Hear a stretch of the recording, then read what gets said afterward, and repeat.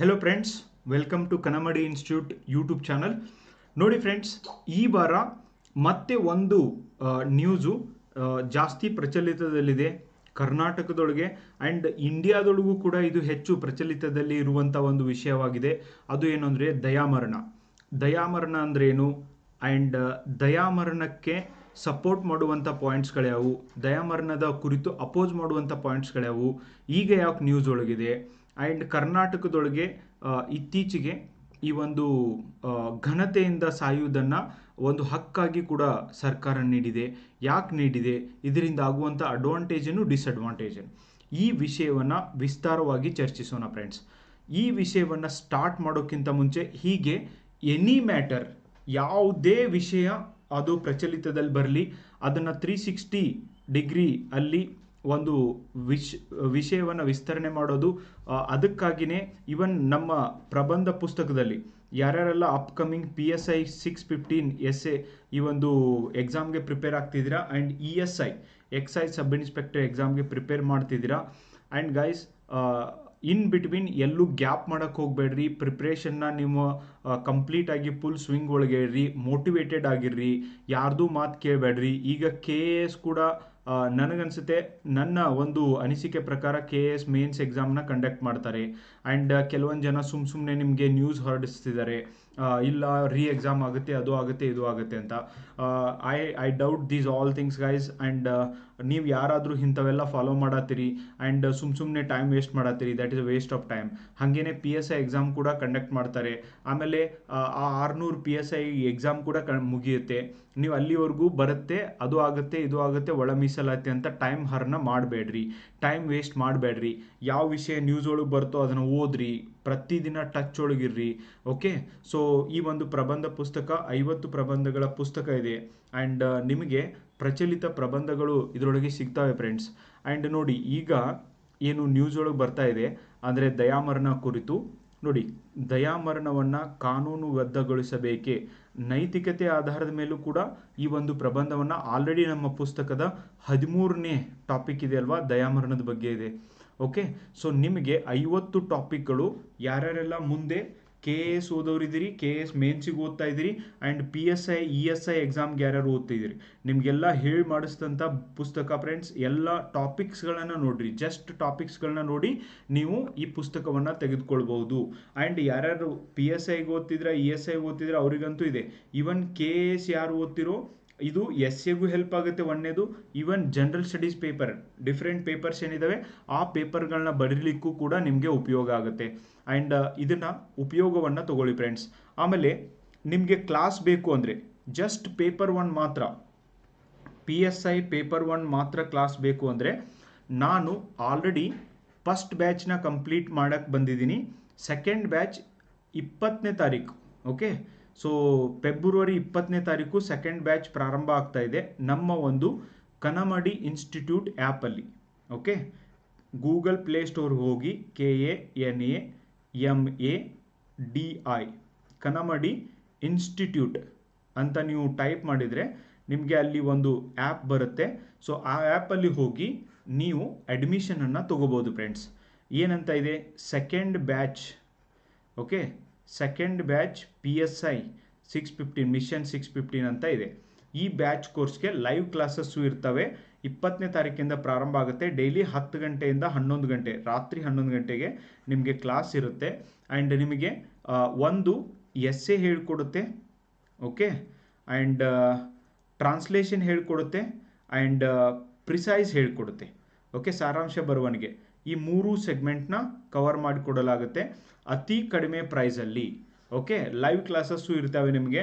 And ನೀವು ಬೇಕು ಅಂದರೆ ಈ ಪುಸ್ತಕನೂ ಕೂಡ ತೊಗೊಳ್ಳಿ ಫ್ರೆಂಡ್ಸ್. ಇದರ ಪ್ರೈಸ್ ಬಂದುಬಿಟ್ಟು, ನೀವು ನನಗೆ ನಿಮ್ಮ ಒಂದು ಕಂಪ್ಲೀಟ್ ಅಡ್ರೆಸ್ಸನ್ನು ಕಳಿಸಿದರೆ ನನ್ನ phone number, okay, I will write the phone number also.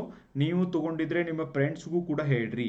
Okay, 7892086178 ಈ ಒಂದು ನಂಬರ್ಗೆ ನಿಮ್ಮ ಅಡ್ರೆಸ್ಸನ್ನು ಕಳಿಸಿದರೆ ಮನೆ ಬಾಗಿಲಿಗೆ ಪುಸ್ತಕವನ್ನು ನಾವು ಕಳಿಸ್ಕೊಡ್ತೀವಿ. ಓಕೆ, ಸೊ 50 ಪ್ರಬಂಧಗಳ ಪುಸ್ತಕ, ನೈತಿಕತೆ ಆಧಾರದ ಮೇಲೆ ಪುಸ್ತಕ ಅಂದರೆ ಎಸ್ಸೆ ಮಾಡಿರುವಂಥ ಮೊದಲ ಪುಸ್ತಕ ಫ್ರೆಂಡ್ಸ್. UPSC ಟಾಪಿಕ್ಸ್ಗಳನ್ನು ಕೂಡ ನಾನು ಆ್ಯಡ್ ಮಾಡಿದ್ದೀನಿ. ಸೊ ಹೋಲಿಸ್ಟಿಕ್ ಆಗಿ ನಿಮಗೆ ಜ್ಞಾನ ಬರಲಿಕ್ಕೆ ಈ ಪುಸ್ತಕ ಹೆಲ್ಪ್ ಆಗುತ್ತೆ. ಆ್ಯಂಡ್ ಇದರ ಉಪಯೋಗವನ್ನು ತಗೊಳ್ರಿ. ನಾನು ಹೇಳಿದ್ನಲ್ಲ, ದಯಾಮರಣದ ಬಗ್ಗೆ ನಾನು ಯಾವಾಗೂ ಮಾಡೀನಿ. 31 ಜನವರಿಯಂದು ಕರ್ನಾಟಕ ಸರ್ಕಾರ ಈ ಅಧಿಸೂಚನೆ ಹೊರಡಿಸಿದೆ, ದಯಾಮರಣವನ್ನು ಕಾನೂನುಬದ್ಧಗೊಳಿಸಬೇಕು ಅಂತ. ನಾವು ಆಲ್ರೆಡಿ ಇದನ್ನು 1 ವರ್ಷದ ಹಿಂದೆನೇ ಇದ್ದಾಗಿಂದನೂ ಈ ಟಾಪಿಕ್ನ ಕೊಡ್ತಾ ಬಂದಿದ್ದೀವಿ. ಪ್ರಬಂಧ ಹೆಂಗೆ ಬರಿಬೇಕು, ಏನು ಉಪಯೋಗ ಆಗುತ್ತೆ, ಆನ್ಲೈನ್ ಕ್ಲಾಸಲ್ಲಿ, ಈವನ್ ಆಫ್ಲೈನ್ ಕ್ಲಾಸಸ್ಗಳು ಕೂಡ ಪ್ರಾರಂಭ ಇದ್ದಾವೆ. ನೀವು ಧಾರವಾಡದೊಳಗಿದ್ದವರು ನನ್ನ ಕಾಂಟ್ಯಾಕ್ಟ್ ಮಾಡಿ ಆಫ್ಲೈನ್ ಕ್ಲಾಸ್ಗೂ ಜಾಯ್ನ್ ಆಗ್ಬೋದು. ಜಸ್ಟ್ 2 ಡೇಸ್ ಬ್ಯಾಕ್ ಮಾತ್ರ ಒಂದು second batch PSI paper 1 second batch ಪ್ರಾರಂಭ ಆಗಿದೆ ಫ್ರೆಂಡ್ಸ್. ಇದರ ಉಪಯೋಗವನ್ನು ತಗೊಳ್ರಿ. ಓಕೆ, ಸೊ ಸುಮ್ಮನೆ ಅಡ್ಡಾಡಬೇಡ್ರಿ, ಸುಮ್ಮನೆ ಕುಂಡ್ರಬೇಡ್ರಿ, ಏನಾದರೂ ಆ್ಯಕ್ಟಿವಿಟೀಸ್ ಮಾಡಿರಿ. 7892086178 ಇದು ನನ್ನ ಕಾಂಟ್ಯಾಕ್ಟ್ ನಂಬರ್ ಆಗಿದೆ. ನೀವು ಕಾಂಟ್ಯಾಕ್ಟ್ ಮಾಡಿ ಈ ಪುಸ್ತಕವನ್ನು ಪಡೆದುಕೊಳ್ಬೋದು ಫ್ರೆಂಡ್ಸ್. ಆ್ಯಂಡ್ ಅನೇಕ ವಿದ್ಯಾರ್ಥಿಗಳು ಸಕ್ಸಸ್ಫುಲ್ ಆಗಿದ್ದಾರೆ ನಮ್ಮ ಸಂಸ್ಥೆಗೆ ಬಂದು ನಮ್ಮ ಉಪಯೋಗವನ್ನು ತಗೊಂಡು. ಆ್ಯಂಡ್ ಡೆಫಿನೆಟ್ಲಿ ನಮ್ಮ ಕಡೆ ಆದಷ್ಟು ಹೆಲ್ಪನ್ನು ನಾವು ಕೂಡ ವಿದ್ಯಾರ್ಥಿಗಳಿಗೆ ಮಾಡಿದ್ದೀವಿ. ನಮ್ಮದೇ ಹೆಲ್ಪಿಂದ ಆಗಿದ್ದಾರೆ ಅಂತಲ್ಲ, ಬಟ್ ಎಸ್, ಈವನ್ 0.5% ಕೂಡ ನಮ್ಮ ಕಡೆಯಿಂದ ಏನೋ ಸಹಾಯ ಆಗಿದೆ ಅಂದರೆ, ನಾವು ಮಾಡಿದ್ವಿ ಅಂದರೆ, ನಮ್ಮ ಸ್ಟೂಡೆಂಟು ಅವ್ರು ಪಾಸ್ ಆಗಿದ್ದಾರೆ ಅಂದರೆ I am very very happy. ಆ ಉದ್ದೇಶದಿಂದನೇ ಒಂದು ಕೋಚಿಂಗ್ ಇನ್ಸ್ಟಿಟ್ಯೂಟ್ನ ನಡೆಸೋದು ಫ್ರೆಂಡ್ಸ್. ಸೊ ಡೆಫಿನೆಟ್ಲಿ ನಿಮಗೆ ಉಪಯೋಗ ಆಗಬೇಕು. ಆ್ಯಂಡ್ ಯಾರ್ಯಾರೆಲ್ಲ ಆನ್ಲೈನ್ ಆಫ್ಲೈನ್ ಕ್ಲಾಸ್ನ ತಗೋತಾರೆ, ಕ್ಲಾಸ್ ಮುಗಿಯೋದ್ರೊಳಗಾಗಿ 100% ಈ ಒಂದು ಪ್ರಬಂಧ ಬರೆಯೋದು, ಟ್ರಾನ್ಸ್ಲೇಷನ್ ಮಾಡೋದ್ರ ಮೇಲೆ ಏನು ಡೌಟ್ ಇರ್ತವೆ ಅವುಗಳ ಬಗ್ಗೆ ಕ್ಲಾರಿಟಿ ಕೊಡೋದು ನಮ್ಮ ಜವಾಬ್ದಾರಿಯಾಗಿದೆ. ಆ್ಯಂಡ್ ನೀವು ಕೂಡ ಇದಕ್ಕೆ ಜಾಯ್ನ್ ಆಗ್ಬೋದು ಫ್ರೆಂಡ್ಸ್. ಇನ್ನೊಂದು ಏನು ಇಂಪಾರ್ಟೆಂಟ್ ವಿಷಯ ಏನಂದರೆ, ಸೆಕೆಂಡ್ ಪೇಪರ್ ಏನು ಮಾಡಬೇಕು ಅಂತ ಭಾಳ ಜನರದ್ದು ಡೌಟ್ ಇತ್ತು. ಸೆಕೆಂಡ್ ಪೇಪರ್ಗೆ ಸಬ್ಜೆಕ್ಟ್ ವೈಸ್ ಟೆಸ್ಟ್ ಸೀರೀಸ್ನ ನಾನು ಆಲ್ರೆಡಿ ಲಾಂಚ್ ಮಾಡಿದ್ದೀನಿ. 9th of February first test ಇದೆ. ಯಾರ್ಯಾರು ಅಡ್ಮಿಷನ್ ತೊಗೋಬೇಕಾಗಿದೆ, ಆನ್ಲೈನ್ ಮತ್ತು ಆಫ್ಲೈನ್, ಓನ್ಲಿ ಅಡ್ಮಿಷನ್ ತೊಗೊಂಡವ್ರಿಗೆ ಮಾತ್ರ ಅವತ್ತು ಅಲೋವ್ ಇರುತ್ತಾ. ಯಾರು ಬೇಕಾದವರು ಬಂದು ಟೆಸ್ಟ್ನ ಬರೆಯೋಕ್ಕಾಗೋದಿಲ್ಲ. ನೀವು ಅಡ್ಮಿಷನ್ ತೊಗೊಂಡಿದ್ರೆ ಮಾತ್ರ ಟೆಸ್ಟ್ ಬರೆಯೋಕ್ಕೆ ಅಲೋವ್ ಮಾಡ್ತೀವಿ, ಈವನ್ ಆಫ್ಲೈನಲ್ಲಿ. ಓಕೆ, ಮೊದಲೇ ಹೇಳಬೇಕು, ಈ ಒಂದು Saturday is the last date. ಆಫ್ಲೈನಲ್ಲಿ Saturday is the last date to take admission guys. And even ನಮ್ಮ ಆ್ಯಪ್ ಒಳಗೆ, ಕನ್ನಮಡಿ ಇನ್ಸ್ಟಿಟ್ಯೂಟ್ ಆ್ಯಪ್ ಒಳಗೂ ಕೂಡ ಟೆಸ್ಟ್ ಸೀರೀಸ್ ಲಾಂಚ್ ಮಾಡಿದ್ದೀನಿ ನಾನು. ಟೆಸ್ಟ್ ಸೀರೀಸ್ ಅಂತ ಏನಿದೆ ಅದ್ರ ಮೇಲೆ ಕ್ಲಿಕ್ ಮಾಡಿದರೆ ನಿಮಗೆ PSI ಟೆಸ್ಟ್ ಸೀರೀಸ್ ತೋರಿಸುತ್ತೆ. ಅಲ್ಲಿ ಹೋಗಿ ಜಾಯ್ನ್ ಆಗಿ ಫ್ರೆಂಡ್ಸ್. 2 ಟೆಸ್ಟ್ ಪಾಲಿಟಿವು, 2 ಟೆಸ್ಟ್ ಜಾಗ್ರಫಿಯು, 2 ವೀಕ್ ಒಂದೊಂದು ಸಬ್ಜೆಕ್ಟ್ಗೆ ಕೊಟ್ಟು ನಿಮ್ಮ ಎಲ್ಲ ಸಬ್ಜೆಕ್ಟ್ನ ಕವರ್ ಆಗೋ ಹಾಗೆ ಮಾಡೋ ಜವಾಬ್ದಾರಿ ನಮ್ಮದು. ಓಕೆ, ಅದು ಆದಮೇಲೆ ಕರೆಂಟ್ ಅಫೇರ್ಸ್ನು ಕೂಡ ನಿಮಗೆ ಕಂಡಕ್ಟ್ ಮಾಡೋ ಜವಾಬ್ದಾರಿ ನಮ್ಮದು. ಓಕೆ, ಕರೆಂಟ್ ಅಫೇರ್ಸ್ ಮೇಲೆ 2 ಟೆಸ್ಟು, ಅದು ಆದಮೇಲೆ ಎಕನಾಮಿಕ್ಸ್ ಮೇಲೆ 2 ಟೆಸ್ಟು. ಹೀಗೆ ಒಂದೊಂದು ಸಬ್ಜೆಕ್ಟ್ 4 monthsವರೆಗೂ ಇಟ್ ವಿಲ್ ಗೋ ಆನ್. 4 ತಿಂಗಳೊಳಗೆ ನೀವು ಈ ಸಬ್ಜೆಕ್ಟ್ಗಳ ಮೇಲೆ ಹಿಡಿತವನ್ನು ಸಾಧಿಸ್ಬೋದು, ಚೆನ್ನಾಗಿ ಓದ್ಕೋಬೋದು. ಹಾಗೆ ವಿದ್ಯಾರ್ಥಿಗಳಿಗೆ ಹೆಲ್ಪ್ ಆಗಲಿ ಅಂತ ಹೇಳ್ಬಿಟ್ಟು ಸಪ್ರೇಟಾಗಿ ಈ ಟೆಸ್ಟ್ ಸೀರೀಸ್ಗಳನ್ನ ಮಾಡಲಾಗಿದೆ ಫ್ರೆಂಡ್ಸ್. ಸೊ ಇದರ ಸದುಪಯೋಗವನ್ನು ನೀವು ಪ್ರತಿಯೊಬ್ಬರು ಪಡ್ಕೋಬೇಕು. ಯಾರು ಇಲ್ಲೇ ಇದ್ದೀರಿ ಧಾರವಾಡದೊಳಗೆ, ಬಂದು ಇಲ್ಲೇ ಇನ್ಸ್ಟಿಟ್ಯೂಟ್ ಒಳಗೆ ಎಕ್ಸಾಮ್ ಬರೀರಿ. ಆ್ಯಂಡ್ ಯಾರು ಔಟ್ಸೈಡ್ ಇದ್ದೀರಿ, ನೀವು ಆನ್ಲೈನ್ ಆ್ಯಪ್ ಮೂಲಕ, ನಮ್ಮ ಆ್ಯಪ್ ಮೂಲಕ, ಸೊ ಆ್ಯಪ್ ಹೆಸರು ಇಲ್ಲಿದೆ ನೋಡಿ, ಕನ್ನಮಡಿ ಅಂತ ಬರೀರಿ, KANAMADI, ಕನ್ನಮಡಿ ಇನ್ಸ್ಟಿಟ್ಯೂಟ್ ಅಂತ ಹೊಡೆದ್ರೆ ಬರುತ್ತೆ. ಓಕೆ, ಸೊ ಅಲ್ಲಿ ಜಾಯ್ನ್ ಆಗೋದ್ರ ಮೂಲಕ ಇದರ ಉಪಯೋಗವನ್ನು ತಗೊಳ್ಳಿ ಫ್ರೆಂಡ್ಸ್. ಇವತ್ತಿನ ಟಾಪಿಕ್ ಏನು ಅಂದರೆ ನೋಡಿ, ಇತ್ತೀಚೆಗೆ ದಯಾಮರಣ ಎಂದರೇನು. ಫಸ್ಟ್ ಆಫ್ ಆಲ್ ಭಾಳ ಜನಕ್ಕೆ ಇದೇ ಗೊತ್ತಿರೋದಿಲ್ಲ. ಕರ್ನಾಟಕದಲ್ಲಿ ಇತ್ತೀಚೆಗೆ ಘನತೆಯಿಂದ ಸಾಯುವ ಹಕ್ಕನ್ನು ನೀಡಿದೆ. ಇದರ ಪರ ಮತ್ತು ವಿರೋಧದ ಕುರಿತು ಚರ್ಚಿಸಿ. ಓಕೆ, ನಾನು ಸುಮ್ಮನೆ ಒಂದು ಕ್ವಶನ್ನ ರೇಸ್ ಮಾಡಿದ್ದೀನಿ friends. And this is what, ಏನು ಈ ಒಂದು ದಯಾಮರಣ. ಓಕೆ, ಹಿಂಗಂದ್ರೆ ಏನು. ಆ್ಯಕ್ಚುಲಿ ಭಾರತದೊಳಗೆ ದಯಾಮರಣದ ಬಗ್ಗೆ ವಿಚಾರ ಮಾಡೋಕ್ಕೆ ಶುರುವಾಗಿದ್ದೇ ಓಕೆ ಈ ಒಂದು ಅರುಣಾ ಶಾನ್ಭೋಗ್ ಅವರ ಕೇಸ್ನಿಂದ. Okay, Aruna Shanbhag was a nurse in a hospital in Mumbai. So ಆ ಹಾಸ್ಪಿಟಲ್ಗೆ ಇವರ ಒಬ್ಬರು ನರ್ಸ್ ಆಗಿ ಕೆಲಸ ಮಾಡ್ತಿದ್ರು. ಅದೇ ಹಾಸ್ಪಿಟಲ್ ಒಳಗೆ ಒಬ್ಬ ವ್ಯಕ್ತಿ ಈ ಒಂದು ಟೀ ತಂದು ಕೊಡೋದು ಅಂಥವೆಲ್ಲ ಕೆಲಸ ಮಾಡೋ ಆಫೀಸ್ ಬಾಯ್ ಇದ್ದವನು. ಒಂದು ದಿನ ಇವರು ಡ್ಯೂಟಿ ಮುಗಿಸ್ಕೊಂಡು ವಾಪಸ್ ಮನೆಗೆ ಹೋಗ್ತಿರ್ಬೇಕಾದ್ರೆ ರಾತ್ರಿ ವೇಳೆ ಇವರನ್ನು ರೇಪ್ ಮಾಡ್ತಾನೆ ಅರುಣಾ ಶಾನ್ಭೋಗ್. ಇವರು ಕರ್ನಾಟಕದ ಒಬ್ಬ ಲೇಡಿ ಆಗಿದ್ದಾರೆ. ಇವರನ್ನು ರೇಪ್ ಮಾಡಿದ ತಕ್ಷಣ ರೇಪ್ ಮಾಡುವಾಗ ಅವನೇನು ಮಾಡ್ತಾನೆ ಅಂದರೆ, ಇವ್ರ ಕೊರಳಿಗೆ ಒಂದು ಚೈನನ್ನು ಹಾಕಿ ಜೋರಾಗಿ ಹಿಚ್ಕಿ ಅವರು ಅಲ್ಲೇ ಉಳಿಯೋ ಹಾಗೆ ಮಾಡಿ ಅವ್ರನ್ನ ರೇಪ್ ಮಾಡ್ತಾನೆ. ಸೊ ಅವಾಗೇನಾಗುತ್ತೆ ಅಂದರೆ ಅವರ ಬ್ರೈನ್ಗೇನು ಬ್ಲಡ್ ಸರ್ಕ್ಯುಲೇಷನ್ ಆಗ್ತಿರುತ್ತೆ, ಅದು ನಿಂತು ಹೋಗುತ್ತೆ. ಚೈನನ್ನು ಹಾಕಿ ಜೋರಾಗಿ ಹಿಚ್ಕಿದಾಗ ಸೊ ಆ ಚೈನ್ ಹಾಕಿದ್ರಿಂದ ಬ್ಲಡ್ಗೆ ಹೋಗೋ ಬ್ರೈನ್ಗೆ ಹೋಗುವಂಥ ಬ್ಲಡ್ ಸರ್ಕ್ಯುಲೇಷನ್ ನಿಂತು ಅವರು ಇವತ್ತು ಕೋಮಾ ಸ್ಟೇಜ್ಗೆ ಹೋಗಿದ್ರು ಫ್ರೆಂಡ್ಸ್. ಓಕೆ, ಕೋಮಾ ಸ್ಟೇಜ್ಗೆ ಹೋದಾಗ ಸುಮಾರು 20 ವರ್ಷಗಳ ಕಾಲ ಇವರು ಕೋಮಾದೊಳಗೆ ಬದುಕಿದ್ದಾರೆ, ಬೆಡ್ ರಿಡನ್ ಆಗಿದ್ರು.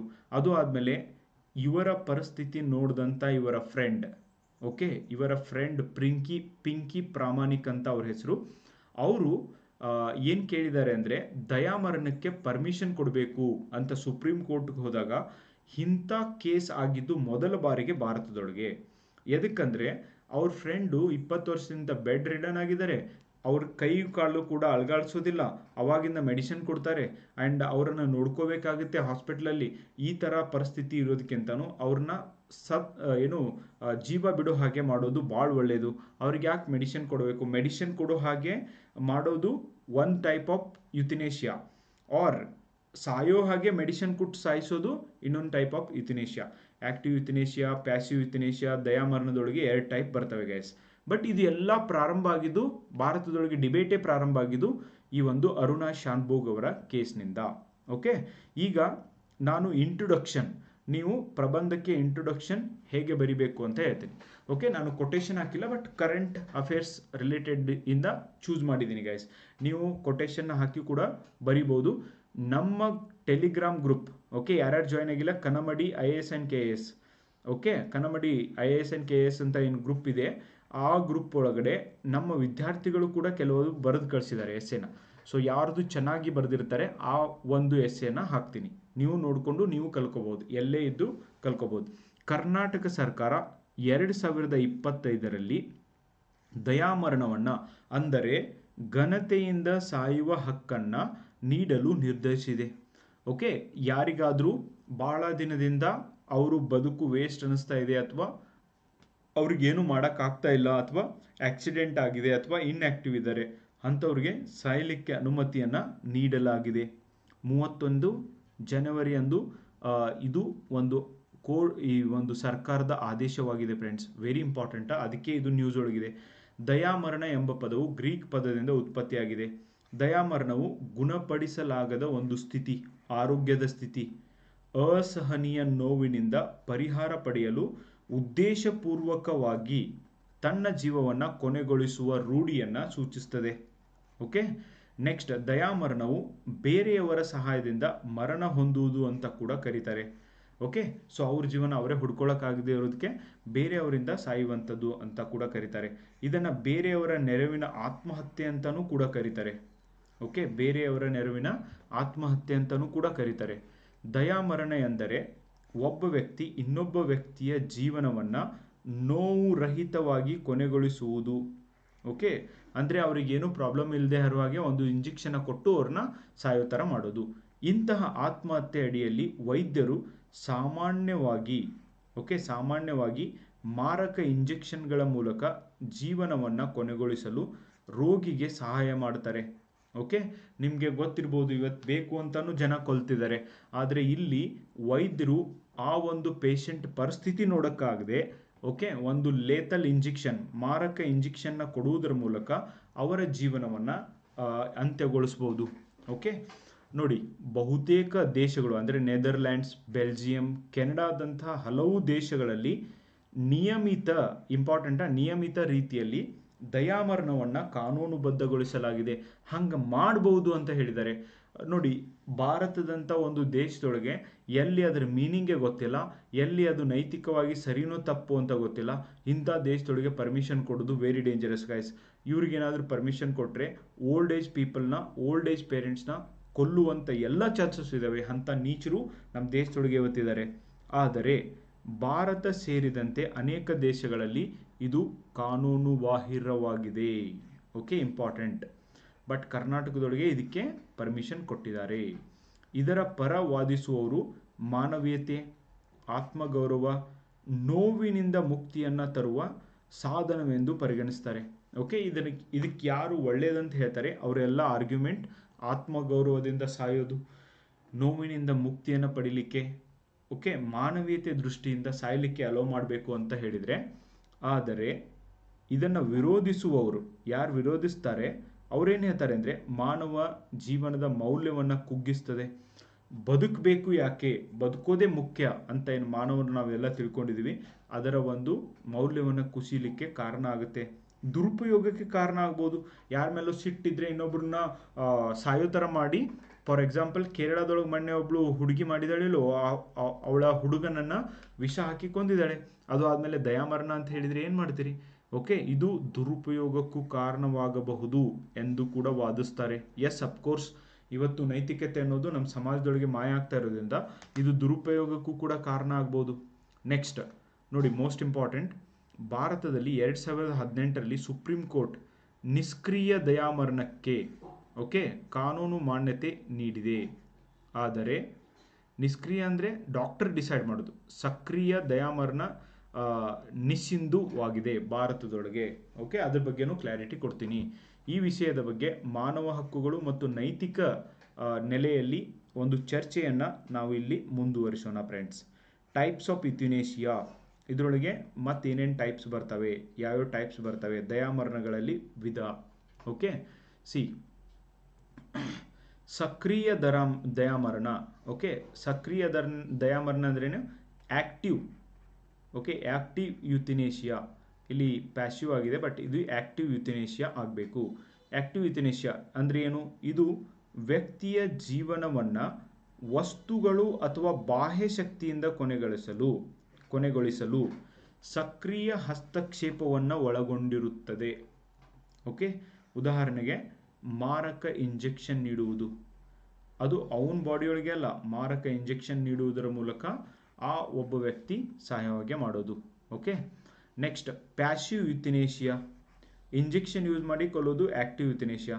ಪ್ಯಾಸಿವ್ ಯುಥಿನೇಷಿಯಾ ಇದು ಮಾರಕ ಅಸ್ವಸ್ಥ ವ್ಯಕ್ತಿಯನ್ನು ಜೀವಂತವಾಗಿಡಲು ಅಗತ್ಯವಾದ ಜೀವ ಬೆಂಬಲ, ಫಾರ್ ಎಕ್ಸಾಂಪಲ್ ಸಲೈನ್ ಹಚ್ಚೋದಾಗಿರ್ಬೋದು, ಫಾರ್ ಎಕ್ಸಾಂಪಲ್ ವೆಂಟಿಲೇಟರ್ ಆಗಿರ್ಬೋದು, ಅಥವಾ ಯಾವುದೋ ಒಂದು ಚಿಕಿತ್ಸೆ ಆಗಿರ್ಬೋದು, ಅದನ್ನು ನೀಡೋದನ್ನು ಬಿಟ್ಬಿಡೋದು.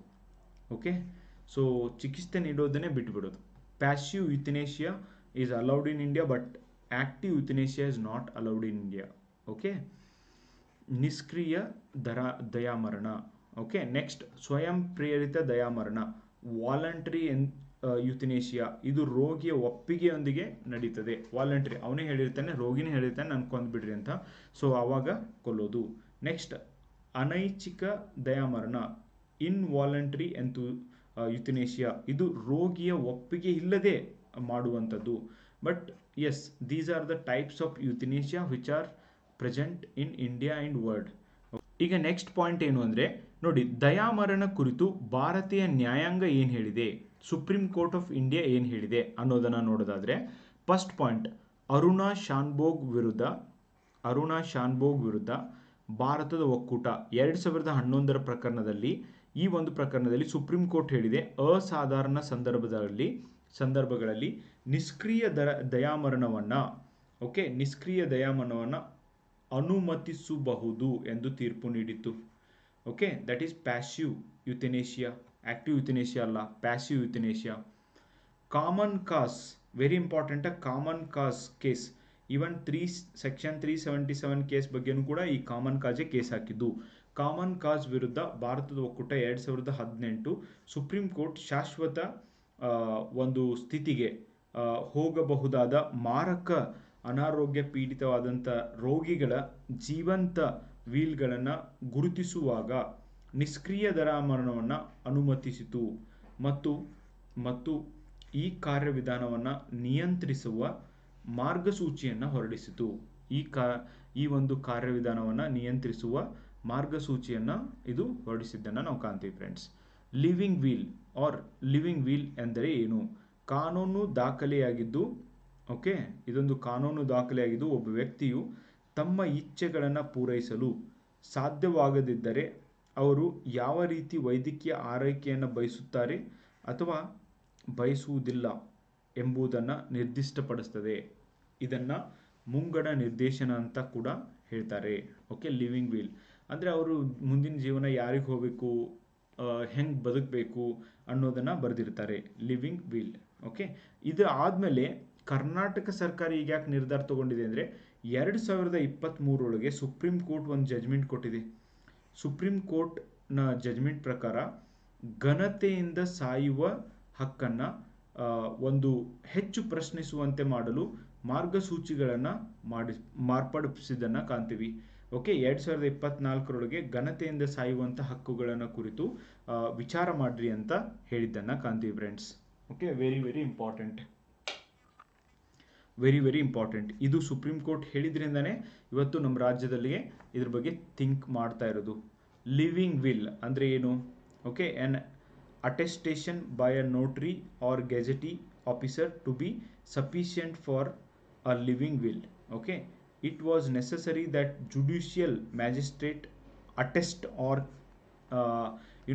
countersigned in as a living will ಅಂತಾನು ಹೇಳ್ಬೋದು. Access to the living will, primary board examine patient's condition. Okay, ಇವೆಲ್ಲ ಪ್ರೊಸೀಜರ್ ಇರುತ್ತೆ friends. Time taken to decide, secondary board. Okay, ಆ ಥರ ಎಲ್ಲ ಅದಕ್ಕೆ ಪ್ರೊಸೀಜರ್ ಇರುತ್ತೆ. ಸಾಂಪ್ರದಾಯಿಕ ಮತ್ತು ಧಾರ್ಮಿಕ ಆಚರಣೆಗಳು ಏನೇನು ಹೇಳ್ತವೆ ನೋಡಿ. ಪ್ರಾಯೋಪವೇಶ. ಓಕೆ, ಪ್ರಾಯೋಪವೇಶ ಮೀನ್ಸ್ ಅಕ್ಷರಶಃ ಉಪವಾಸದ ಮೂಲಕ ಸಾಯಲು ನಿರ್ಧರಿಸುವುದು. ಅಂದರೆ ನಮ್ಮ ಜೀವನದೊಳಗೆ ನಾವು ಮಾಡಿರುವಂಥ ಒಂದು ತಪ್ಪುಗಳಿಗೆ ಪ್ರಾಯಶ್ಚಿತ್ತವನ್ನು ಮಾಡಿಕೊಳ್ಳೋದು. ಓಕೆ, ನಿರ್ಧರಿಸುವುದು. ಹಿಂದೂ ಧರ್ಮದಲ್ಲಿ ಒಂದು ಆಚರಣೆಯಾಗಿದ್ದು ಇದು ಯಾವುದೇ ಆಸೆ ಮತ್ತು ಮಹತ್ವಾಕಾಂಕ್ಷೆ ಉಳಿದಿಲ್ಲದ ಮತ್ತು ಜೀವನದಲ್ಲಿ ಯಾವುದೇ ಜವಾಬ್ದಾರಿಗಳು ಉಳಿದಿಲ್ಲದ ವ್ಯಕ್ತಿ ಉಪವಾಸದ ಮೂಲಕ ಆತ್ಮಹತ್ಯೆ ಮಾಡಿಕೊಳ್ಳುವುದನ್ನು ಸೂಚಿಸ್ತದೆ. Okay, so that's what. Jaina ಧರ್ಮದಲ್ಲಿ ಇದೇ ರೀತಿ ಆಚರಣೆ ಅಸ್ತಿತ್ವದಲ್ಲಿದೆ. ಇದನ್ನು ಸಂತಾರ ಅಂತ ಎಂದು ಕರೀತಾರೆ, Santhara. Okay, fast unto death, ಸಾಯೋವರೆಗೂ ಉಪವಾಸವನ್ನು ಮಾಡೋದು. ಓಕೆ, ಇದ್ರ ಹೆಸರು ಕೇಳಿರಿ ಗೈಸ್. ತಮಿಳು ಸಂಸ್ಕೃತಿಯಲ್ಲಿ ಇದನ್ನು ವಟಕ್ರುತ್ತಲ್ ಮತ್ತು ಬೌದ್ಧ ಧರ್ಮದಲ್ಲಿ ಸುಕೋಸಿನ್ ಬೂಟ್ಸ್ ಎಂದು ಇದನ್ನು ಕರೀತಾರೆ. ಓಕೆ, ನೆಕ್ಸ್ಟ್ ಜಾಗತಿಕ ಪ್ರವೃತ್ತಿಗಳು ಎಲ್ಲೆಲ್ಲಿ ಏನೇನಿದ್ದಾವೆ.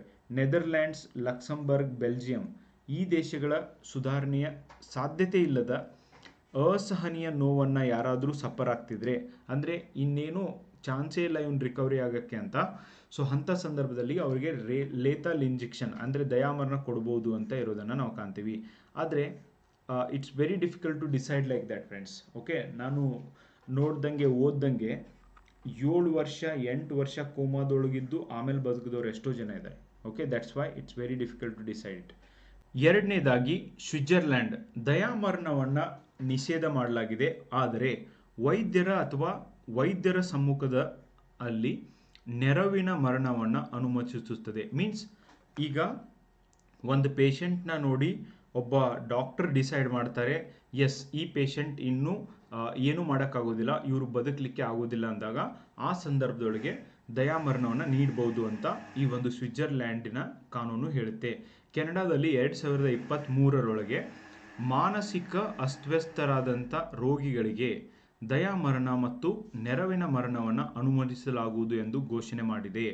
ಓಕೆ, ಸೊ ಈ ಒಂದು ನಿರ್ಧಾರಗಳಿಗೆ ಇವನ್ ಜಾಗತಿಕ ಮಟ್ಟದಲ್ಲಿ ವ್ಯಾಪಕವಾಗಿ ಟೀಕೆಗಳು ಬಂದಿದ್ದನ್ನು ನಾವು ಕಾಣ್ತೀವಿ. ಇನ್ನು ಯುನೈಟೆಡ್ ಸ್ಟೇಟ್ಸ್, USA ಒಳಗೂ ಕೂಡ ಕೆಲವು ರಾಜ್ಯಗಳಲ್ಲಿ ವಿವಿಧ ರಾಜ್ಯಗಳ ವಿಭಿನ್ನ ಕಾನೂನುಗಳನ್ನು ಹೊಂದಿದ್ರಿಂದ ವಾಷಿಂಗ್ಟನ್, ಒರೆಗಾನ್ ಆ್ಯಂಡ್ ಮೊಂಟೋನಾದಂತಹ ಕೆಲವು ರಾಜ್ಯಗಳಲ್ಲಿ ದಯಾಮರಣವನ್ನು ಅನುಮತಿಸಲಾಗಿದೆ. Important guys. ಓಕೆ, ಇವೆಲ್ಲ ಗ್ಲೋಬಲ್ ಪ್ರಾಕ್ಟೀಸ್ಗಳು ನಿಮಗೆ ನೆನಪಿರಲಿ. ನೆಕ್ಸ್ಟ್ ಯುನೈಟೆಡ್ ಕಿಂಗ್ಡಮ್ ಇದನ್ನು ಕಾನೂನು ಬಾಹಿರ ಮತ್ತು ನರಹತ್ಯೆಗೆ ಸಮಾನ ಎಂದು ಪರಿಗಣಿಸಲಾಗ್ತದೆ, UK. ಓಕೆ, ಇನ್ನು ದಯಾಮರಣದಿಂದಾಗುವ ಅನುಕೂಲಗಳು ಮೀನ್ಸ್ ದಯಾಮರಣಕ್ಕೆ ಕೊಡೋದ್ರೊಳಗೆ ತಪ್ಪಿಲ್ಲ. ಓಕೆ, ಅನುಕೂಲಕರವಾದ ವಾದಗಳು ಏನೇನಿದಾವೆ, ಯಾಕೆ ದಯಾಮರಣವನ್ನು ಕೊಡ್ಬೋದು ಅಂತ ಹೇಳ್ತಾರೆ ಅಂತ ನಾವು ಒಂದೊಂದಾಗಿ ನೋಡೋದಾದರೆ, ಸ್ವಾಯತ್ತತೆ ಮತ್ತು ವೈಯಕ್ತಿಕ ಆಯ್ಕೆ. ಒಬ್ಬ ವ್ಯಕ್ತಿನೇ ಸಾಯ್ತಾನೆ ಅಂದರೆ what is your problem? Okay, ಅವನೇ ಸಾಯಲಿಕ್ಕೆ ರೆಡಿ ಇದ್ದಾನೆ ಅಂದರೆ ನೀವು ಹೇಳಿ ಸಾಯಬಾರ್ದು ಅಂತ. ಆದರೆ ಅದನ್ನು ತಡೆಯುವಂಥ ಅಧಿಕಾರ ನಿಮಗೆ ಹೆಂಗಿದೆ? ಅವನು ವೈಯಕ್ತಿಕ ಆಯ್ಕೆಗಾಗಿ ಅದನ್ನು ಅಲೋ ಮಾಡಬೇಕು ಅಂತ ಕೆಲವೊಂದು ಜನ ಆರ್ಗ್ಯೂ ಮಾಡ್ತಾರೆ ಫ್ರೆಂಡ್ಸ್. ದಯಾಮರಣವು ಮಾರಕ ಕಾಯಿಲೆ ಅಥವಾ ಅಸಹನೀಯ ನೋವಿನಿಂದ ಬಳಲುತ್ತಿರುವಂಥ ವ್ಯಕ್ತಿಗೆ ತಮ್ಮ ಜೀವನ ಮತ್ತು ಸಾವುಗಳ ಮೇಲೆ ನಿಯಂತ್ರಣ ಹೊಂದಲು ಅನುವು ಮಾಡಿಕೊಡ್ತದೆ. ಮೀನ್ಸ್ ಅವರು ನಾನು ಬದುಕಿನೂ ಕೂಡ ಏನೂ ಉಪಯೋಗ ಇಲ್ಲ ಅಂತ ಹೇಳ್ಬಿಟ್ಟು ಅವನೇ ತಿಳ್ಕೊಂಡ್ರೆ ಅಂಥ ಒಂದು ಸಂದರ್ಭದಲ್ಲಿ ಅವರಿಗೆ ಅಲೌ ಮಾಡ್ಬೋದು ಅಂತ. ನೆಕ್ಸ್ಟ್, ದುಃಖವನ್ನು ನಿವಾರಿಸುವುದು. ಓಕೆ, ಡೆಫಿನೆಟ್ಲಿ ಏನು ಬಹಳ ದಿನಗಳವರೆಗೆ ಇವರು ಹಾಸ್ಪಿಟಲ್ ಒಳಗಿರ್ತಾರೆ, ಸಿಕ್ಕಾಪಟ್ಟೆ ನೋವೊಳಗಿರ್ತಾರೆ, ಅದನ್ನು ಅಲ್ಲಿಗೆ ಮುಗಿಸ್ಲಿಕ್ಕೆ ಮತ್ತು ದೈಹಿಕ ಅಥವಾ ಭಾವನಾತ್ಮಕ ನೋವುಗಳನ್ನು ಅನುಭವಿಸ್ತಿರುವಂಥ ವ್ಯಕ್ತಿಗಳಿಗೆ ಇದು ಸಹಾನುಭೂತಿಯ ಆಯ್ಕೆಯನ್ನು ಒದಗಿಸ್ತದೆ. ದೀರ್ಘಕಾಲದ ಸಂಕಟವನ್ನು ಅಲ್ಲಿಗೆ ಮುಗಿಸ್ಲಿಕ್ಕೆ ಹೆಲ್ಪ್ ಆಗುತ್ತದೆ. ಮಾನವೀಯ ಮತ್ತು ಗೌರವಯುತ ರೀತಿಯಲ್ಲಿ ತಮ್ಮ ನೋವನ್ನು ಕೊನೆಗೊಳಿಸಲು ಒಂದು ಮಾರ್ಗವನ್ನು ಇದು ನೀಡುತ್ತದೆ.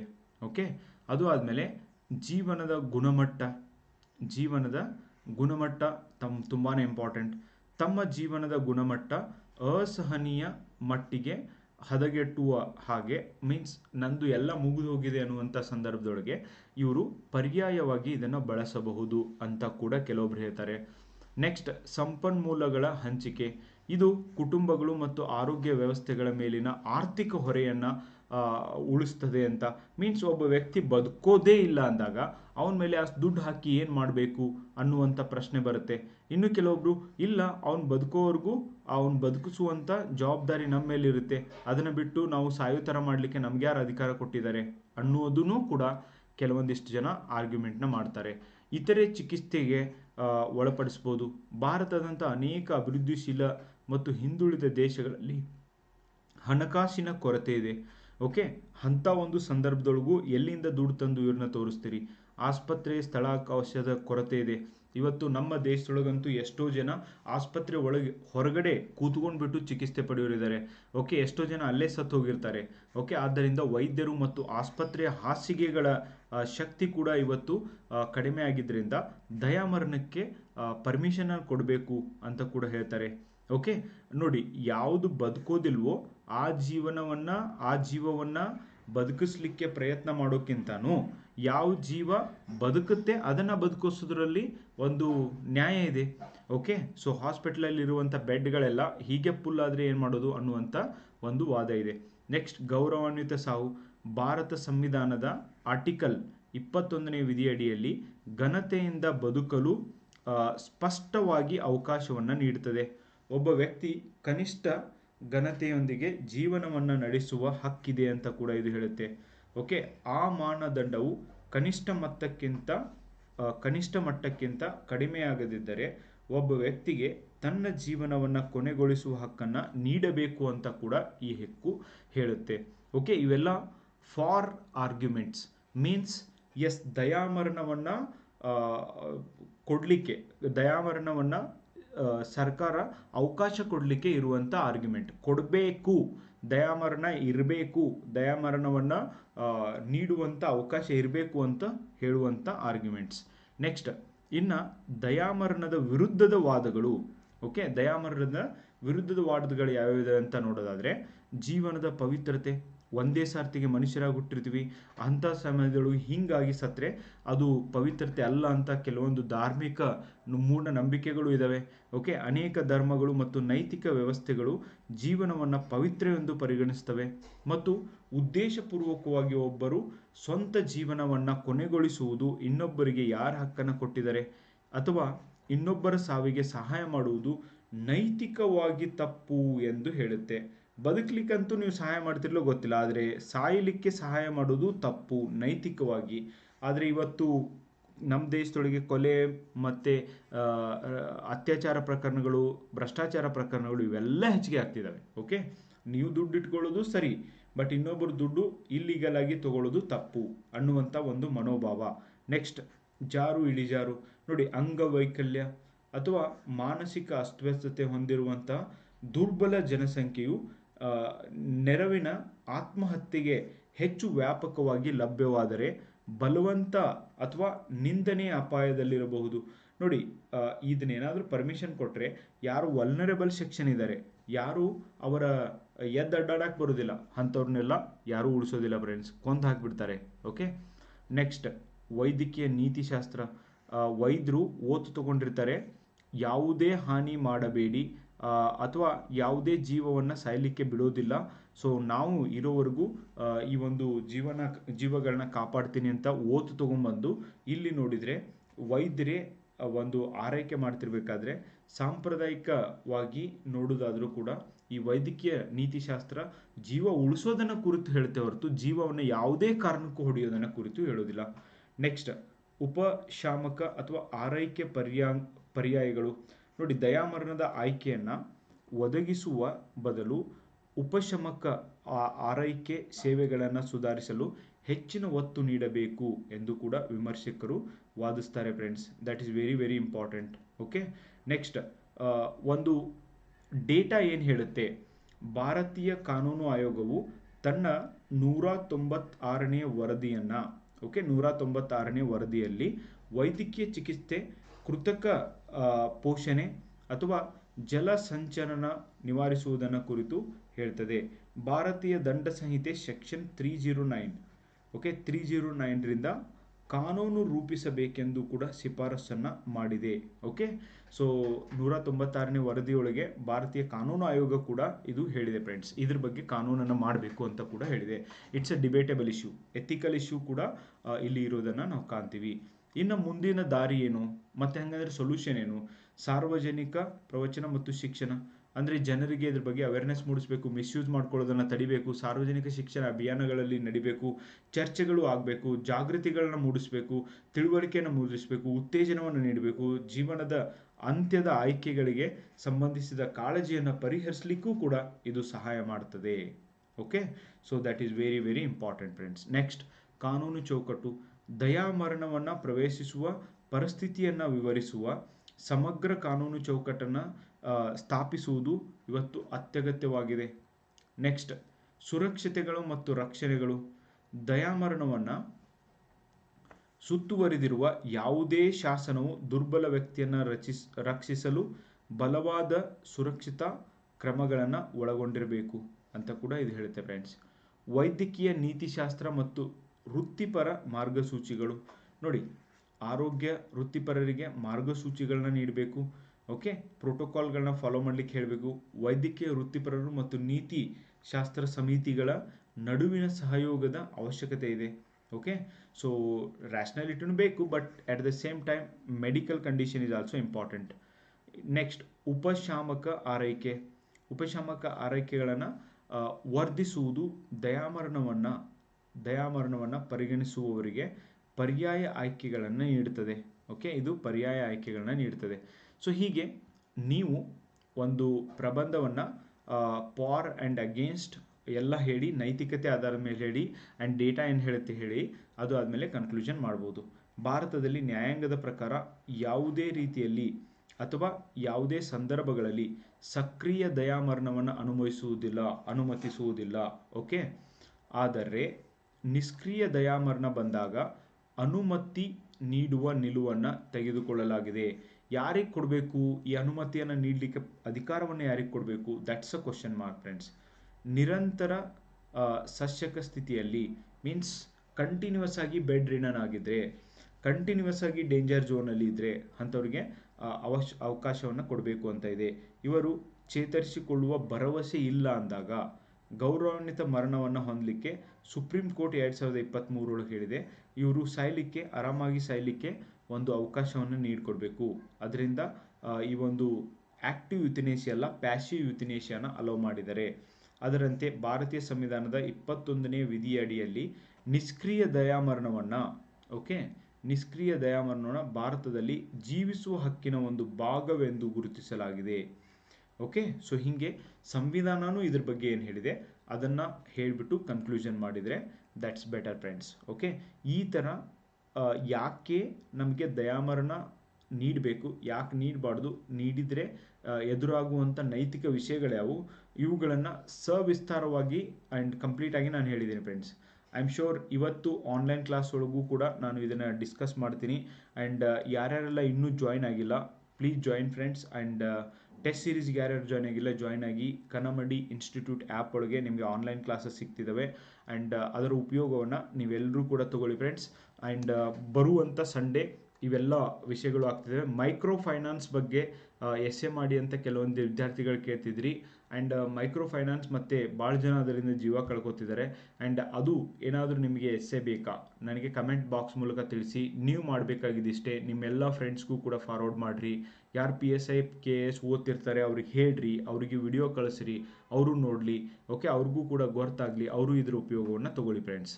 Thank you so much for watching the video. Bye, take care.